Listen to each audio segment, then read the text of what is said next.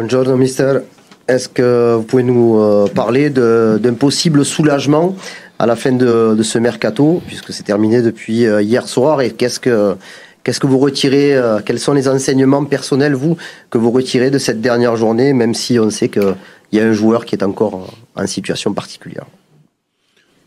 Alors, je pense que c'était un mercato positif. On a bien travaillé. Comme je l'ai déjà dit par le passé, je suis content de ça. C'était une période qu'on n'aime pas, nous, en tant que coach. On l'a déjà dit, on veut juste penser à s'entraîner.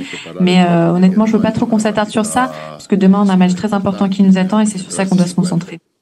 Oui, bonjour coach. Justement, ce match, est-ce que c'est pas ce qu'on appelle en France le match piège par excellence? Vous allez jouer chez un relégable, vous êtes en pleine confiance, tout le monde parle du mercato, de la Ligue des Champions.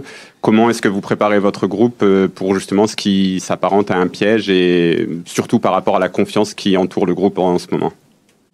Non, c'est vrai, c'est exactement le cas, mais c'est un match difficile comme l'ont été les 5 matchs qu'on a déjà joués. La préparation pour moi est toujours la même, honnêtement, que ce soit Auxerre ou Paris, je vais la préparer de la même façon. Je pense que c'est la seule façon de penser, de vraiment toujours essayer de reconfirmer, de répéter ce qu'on a fait, répéter le travail. Et donc je pense pas qu'il y a des matchs qui doivent se préparer plus ou moins. Tout doit être fait de la même façon si on veut atteindre des objectifs. Question, est-ce que vous pouvez nous faire un petit point sur le groupe et nous donner des nouvelles de Samuel Gigot et de Dimitri Payet? Et ma question, c'est juste sur Bamba Dieng qui a vécu quand même une journée complètement folle. Est-ce que vous pouvez nous raconter, vous, comment vous l'avez vu de votre position, quoi?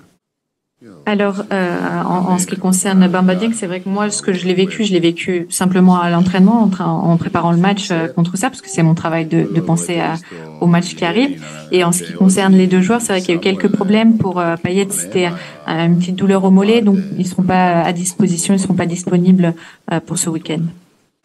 Vous allez disputer déjà votre troisième match dans la semaine avec ce match à Auxerre. Comment est-ce que vous faites pour essayer de maintenir un petit peu de fraîcheur, sachant que votre jeu demande beaucoup d'efforts de la part de vos joueurs? Alors, pour vous donner la réponse, on verra demain. C'est sûr qu'il y aura des changements, mais ce sera une équipe forte et moi je m'attends à ce que ce soit une équipe qui parte fort et qui soit forte de la première à la 90e minute.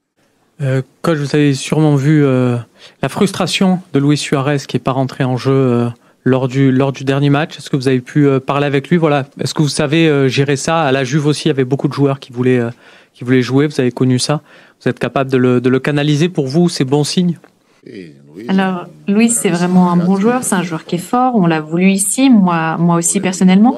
Je pense que le geste était exagéré. C'est pourquoi il va avoir une amende. Je comprends qu'il soit énervé. Je pense que c'est même juste qu'il soit énervé, mais le geste était vraiment exagéré. Donc après, j'ai parlé avec lui. Je lui ai dit que c'était pas un geste à faire, que c'est pourquoi il allait prendre une amende. Mais je lui ai aussi dit qu'il allait être titulaire demain. Donc au final, même avec l'amende, il était quand même content.